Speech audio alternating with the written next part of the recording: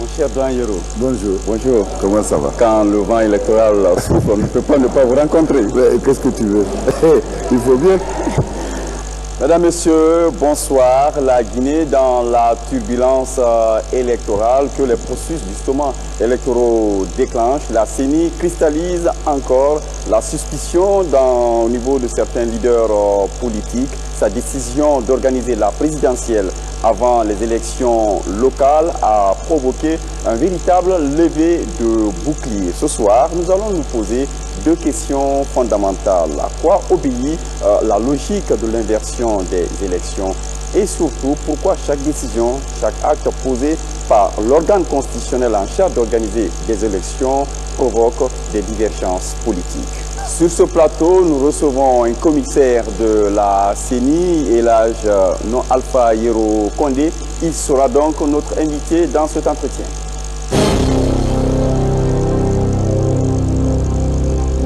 Merci de nous rejoindre sur ce plateau de l'entretien de Colomar. Ce soir, donc, nous avons comme invité Alpha Yero Condé, qui est expert électoral, 20 années d'expérience dans le processus électoral en Afrique. Vous avez déjà fait vos preuves dans des pays comme le Togo, la Guinée-Bissau, le Niger, mais aussi la Centrafrique et la Guinée équatoriale. Vous êtes un grand communicant quand même, soit dit en passant. Oui, ben, vous savez, un grand communicant, c'est la qualité à communiquer, mais ça ne veut vraiment pas dire qu'on est un publicitaire chevronné, bien que, effectivement, je ne refuse pas ce qualificatif, mais j'ai pour principe d'être très humble, parce que Dieu nous enseigne l'humilité. Vous êtes en charge de la communication quand même de la CENI, la Commission électorale nationale indépendante, dont vous êtes commissaire. Oui. La CENI, souvent qu'on accuse d'être aphone, mais quand il y a des divergences, tout de suite là, qui réagit. Vous pensez que c'est une bonne stratégie de communication? Non, parce que cette réaction est une réaction ponctuelle. Or, la communication de la CENI a deux volets. On a une communication linéaire pendant les périodes de marée basse quand il n'y a pas d'élection. Donc, on a donné des informations ordinaires sur les activités de la CENI. Et ensuite, on a une communication intensive. Qui est trop limité quand même. Oui, on a une communication intensive en période de tempête.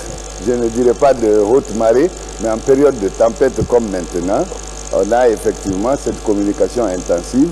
Malheureusement, du fait du déficit d'information pendant une certaine période, notre communication devient défensive au lieu d'être explicative et offensive. Est-ce que c'est un choix de communication? Vous êtes expert, vous connaissez bien comment le mécanisme de la communication fonctionne. Non, ce n'est pas un choix de communication, c'est peut-être la lenteur dans la mise en place de la stratégie. Sinon, nous avons une équipe assez rodée et assez professionnelle qui sait réagir. Vous parlez de tempête il y a peu. Aujourd'hui, nous en sommes à ce niveau. Il y a une partie de la classe politique guinéenne qui remet encore en cause même la composition actuelle de la CENI 4 ans avant la fin de son mandat. Pourquoi, pour vous, la CENI est toujours la cible des critiques, la cible souvent des crises même politiques? Je vais m'inspirer d'un exemple que j'ai vécu en 1995. J'étais dans un pays qui organisait pour la première fois des élections pluralistes. J'ai été reçu par le chef de l'État. Et en 10 minutes, je lui ai brossé ce que c'était une élection pluraliste, crédible, transparente. Et avec tous les éléments qu'il faut, en soulignant que si ces élections étaient crédibles, le chef de l'État rentrait dans l'histoire pour avoir organisé des élections vraiment transparentes. Alors, le plus rigolo, c'est qu'il m'a écouté en me disant « Yero, tu es très brillant. Mais dans tout ce que tu as dit là, comment je fais pour gagner ?» Ça veut dire que... La morale de l'histoire? Voilà, la morale de l'histoire, c'est que chacun estime devoir remporter une échéance électorale, une victoire électorale. Et le travail de la CENI, qui est un travail très ingrat, est justement de donner une égalité de chance à l'ensemble des candidats pour conquérir le pouvoir. Ça, c'est le premier principe. Maintenant, dans cette démarche, il y a à boire et à manger, parce que les gens n'ont pas la pratique électorale, n'ont pas la capacité d'élaborer une stratégie électorale, n'ont pas cette pédagogie de mobiliser les gens autour des programmes, des doctrines. Et par conséquent, la faiblesse de la mobilisation, la CENI devient un bouc émissaire. La CENI devient un bouc émissaire lorsque on se dit déjà par avance que la CENI va organiser des fraudes pour favoriser un camp contre un autre. C'est là, parce que c'est déjà un discours défaitiste que de croire que la fraude peut faire gagner. Alors que la période au cours de laquelle on pérennisait un régime à partir des fraudes électorales, cette période est révolue en Afrique. Ça ne se fait plus. Il y a la biométrie, il y a le bulletin unique, n'est-ce pas? Il y a le contrôle des partis politiques. Alors, je ne vois vraiment pas comment est-ce qu'on peut frauder. Une élection repose sur deux principes. Sauf que souvent, pour accuser la CENI, souvent c'est un seul camp, le camp de l'opposition, qui crie souvent et auquel la CENI n'inspire pas souvent confiance. Le problème, il est très simple. Une élection repose sur un certain nombre de principes.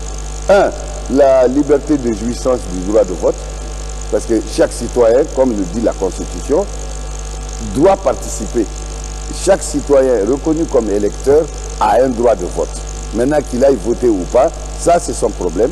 Mais la CENI doit lui donner une place sur la liste électorale, un bureau de vote et une carte d'électeur. Premier aspect. Le deuxième aspect, c'est le fait qu'aucune voix ne soit détournée de sa destination. C'est-à-dire que si quelqu'un aujourd'hui vote pour Abouakar Kamara, il ne faut pas que l'on transfère le vote à Yero Kodé. Et la CENI n'a pas ce pouvoir. La CENI n'a pas ce pouvoir parce que le code électoral guinéen précise que ce sont les bureaux de vote qui décident des résultats. D'accord? Troisième aspect. Bien. Le troisième aspect, c'est le confort du vote. Parce que pour réduire les motivations d'abstention, il ne faut pas que l'électeur soit éloigné du bureau de vote. Donc on le met à 1 km ou à 2 km. L'année dernière, vous avez travaillé à rapprocher les électeurs de leur bureau de vote qui faisait partie des anomalies qui avaient été constatées après l'organisation des législatives en 2013. Oui. Mais récemment, il y a eu des étonnements ensuite à l'inversion du calendrier. Qu'est-ce qui explique cela? Quelle est la logique constitutionnelle Vous savez, l'illettrisme est un fardeau que les gens supportent souvent. C'est quand vous avez la loi et que vous ne sachiez pas, c'est-à-dire que l'illettrisme, ce n'est pas le fait de ne pas lire, c'est le fait de ne pas comprendre ce qu'on lit. Ce qu'on lit. Ou bien ce qui est écrit. La loi a dit qu'on ne fait pas un scrutin sans une liste révisée. La CENI a corrigé. Quand vous parlez de loi électorale, la loi électorale, dans la Constitution. La loi électorale. Okay. La CENI a corrigé son fichier à partir de l'analyse des anomalies issues des élections législatives de 2013. Heureusement que l'on a dit que ce sont des anomalies, heureusement que ces observations n'ont pas étayé des preuves de fraude, mais des anomalies. Donc nous avons corrigé les anomalies de façon à pouvoir rapprocher les électeurs. Aujourd'hui, on a une base de données. Mais pour que cette liste soit vraiment une liste pour un scrutin, il fallait ouvrir la liste et faire la révision pour que les Guinéens qui ne sont pas inscrits sur ces listes-là, de 2013 à maintenant, figurent. Parce que il faut que l'on sache respecter quand même le citoyen guinéen.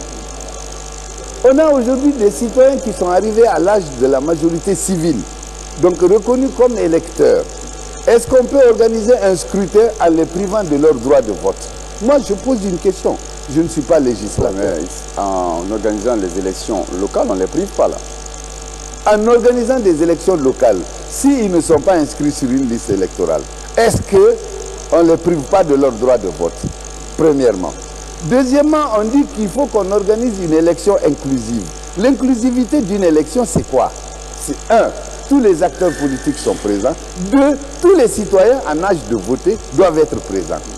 Mais si l'inclusivité est juste au niveau des acteurs politiques, alors que le citoyen qui est concerné, parce qu'on va voter, c'est pour avoir le suffrage du citoyen. Si je comprends bien, à l'état où nous sommes aujourd'hui, si nous voulons organiser les élections locales, il est impossible que tout le monde y participe. Oui. Avec le fichier en état actuel qui est du reste décrié. Oui. Non, qui est accepté. Attention. La classe politique dit qu'on a un fichier apte à nous permettre d'organiser une élection. Oui, mais là, vous avez, on a amené la CENI à recruter un nouvel opérateur. Non, mais l'opérateur a fini son travail. Okay. Le nouvel opérateur est en train de travailler sur le fichier des présidentielles. Okay. Donc, nous sommes dans une période de transition. Aujourd'hui, on a un fichier corrigé, mais pas révisé. Donc, on a, vous prenez le taux d'accroissement naturel de la population guinéenne, c'est 2,7% par an. Sur 2 ans, ça fait 5,4.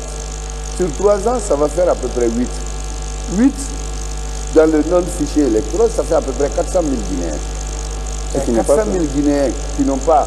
Alors que même 10 000 Guinéens peuvent faire basculer le résultat. Si on a 400 000 Guinéens qui ne participent pas au vote, moi je crois que ça va être dramatique pour notre pays, pour asseoir la démocratie. Surtout que la réussite des élections locales, c'est la construction, mais alors, en béton, de la démocratie. C'est la construction de la prospérité à la base. C'est la construction de la citoyenneté. Donc, ces élections sont tellement importantes, sont tellement délicates, qu'il ne faut pas, il ne faut surtout pas essayer d'improviser. Ce sont des élections importantes pour asseoir la démocratie, pour consolider la nation, pour stabiliser le pays. Donc, pour répondre à notre première question, c'est la logique technique qui a prévalu dans le report de ces élections. La logique technique est légale. La logique technique, parce qu'il faut 342 CACV, on n'a que 313 magistrats. CACV, la commission administrative de centralisation des votes, et on n'a que 313 magistrats. Première logique technique. Deuxième logique technique, il y a au moins près de 400 000 Guinéens qui ne sont pas inscrits sur des fiches, sur des listes électorales et qui n'ont pas de carte d'électeur et qui seront privés du droit de vote. Mais en organisant les présidentielles, ces 400 000 Guinéens, eux, ils pourront participer. La présidentielle, je veux dire. Puisque nous commençons la révision, donc l'enrôlement des électeurs pour les présidentielles le 24 avril. D'ailleurs, quel est le calendrier réellement électoral si on doit tenir compte du 11 octobre comme élection présidentielle, la date de l'élection présidentielle? Est-ce que déjà vous avez un chronogramme bouclé? La première partie est déjà achevée, on a installé les démembrements. Là, nous allons installer les CAR, les commissions administratives de révision des listes électorales. Et puis, on va déclencher le processus d'enrôlement des électeurs. À partir du mois du 24 avril. L'autre question sur les décisions de la CENI, est-ce souvent, genre, la décision d'organiser la présidentielle le 11 octobre a fait objet de discussions, de partage avant d'être communiqué, même d'être rendu public? Oui, et à Kilia, je pense qu'ils ont même procédé à un vote, comme le prévoit la plénière. Le problème est que, vous savez, il faut qu'on se départisse d'un certain nombre de subjectivités et essayer d'avoir une approche technique des problèmes. Je le disais la dernière fois, le pape Jean XXIII a dit en 1960, il a écrit un encyclique intitulé Pacem in terris, paix sur la terre. Il a dit que le monde serait très beau si on simplifiait tout ce qui est compliqué et on ne compliquait pas ce qui est simple. On a un problème technique. Comment faire un scrutin? On analyse en tenant compte des arguments juridiques et des arguments techniques. Mais cette logique, elle appartient à tout le monde. N'est-ce pas? Mais je ne peux pas comprendre qu'on se dise non, on était dans la logique d'organiser les communales, après on a changé parce qu'il y a une main noire dessus. Non, c'est extraordinaire. Il faut que l'on place les choses dans leur contexte et dans leur environnement. Malheureusement, même les médias, aujourd'hui, ont cette démarche de ne prendre les problèmes que dans un contexte précis. On ne les met pas dans les circonstances, on ne les met pas dans leur environnement et on ne les met pas dans le processus normal. Donc ce qui fait qu'on prend juste le phénomène dans son contexte et on tire toutes les conclusions. Oui, c'est parce que la CENI aussi laisse installer la désinformation. Il est vrai qu'il y a un déficit relationnel entre la CENI et la classe politique, c'est vrai, et il faut le reconnaître.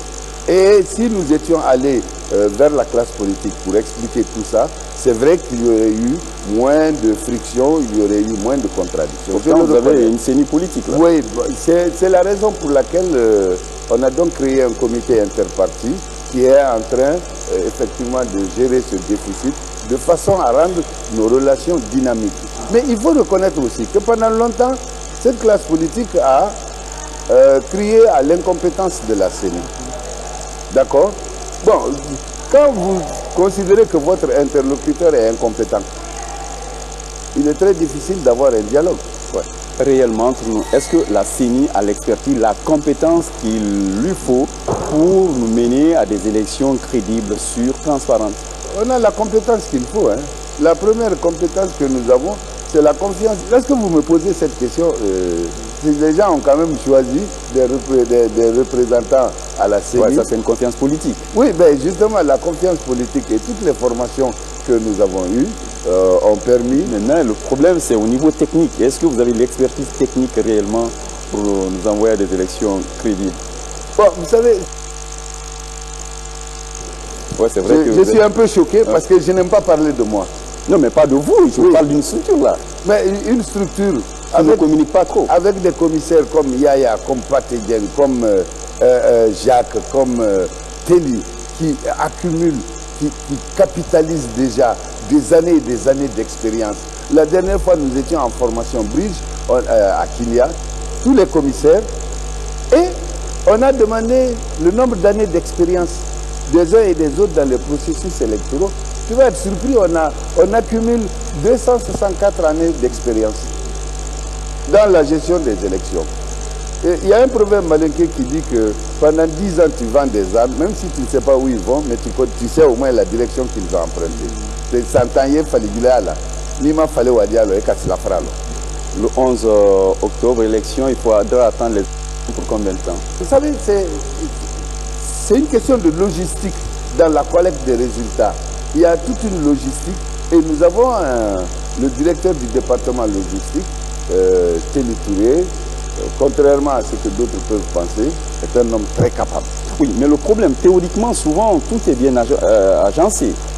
Mais quand nous sommes devant les faits, il y a problème. On a vu avec les législatives. Il nous a fallu combien de temps pour avoir ces résultats? Ça sortait à compte-gouttes. Non, les résultats, attention, les législatives, il n'y a que 2 communes qui ont créé des problèmes. Oh, oui. Sur les 38 circonscriptions électorales, il n'y a eu que Matoto et Kalou. Vous avez capitalisé ça? Non, ça c'est capitalisé. Mais il y a des choses qui échappent à la CENI. C'est que le président de la CACV est un magistrat désigné par la Cour suprême. Comment voulez-vous que nous puissions avoir une interférence dans sa mission? Maintenant, en amont, nous allons former tous ces magistrats à la gestion de la centralisation des postes. Il y a la Cour constitutionnelle qui vient d'être installée. Une buée d'oxygène pour vous? Oui, une très grosse bouée d'oxygène, parce que la loi dit que la CENI supervise et organise les élections. Aujourd'hui, puisque nous avons la Cour constitutionnelle comme superviseur, nous avons le cas du Bénin où, effectivement, la Sénat est très autonome, mais la Cour constitutionnelle envoie des représentants dans les 7000 bureaux de vote. J'espère que pour les présidentielles de cette année, la Cour constitutionnelle va avoir le budget qu'il faut pour avoir ses représentants dans les bureaux de vote qui vont envoyer des rapports à la lumière desquels la Cour constitutionnelle va examiner les requêtes des partis politiques. Monsieur Condé, merci. Merci mon cher ami. Merci d'avoir suivi cet entretien avec un commissaire de la CENI, Alpha Yero Condé. Nous vous donnons rendez-vous à la semaine prochaine pour un nouveau numéro de l'entretien de Coloma. Merci.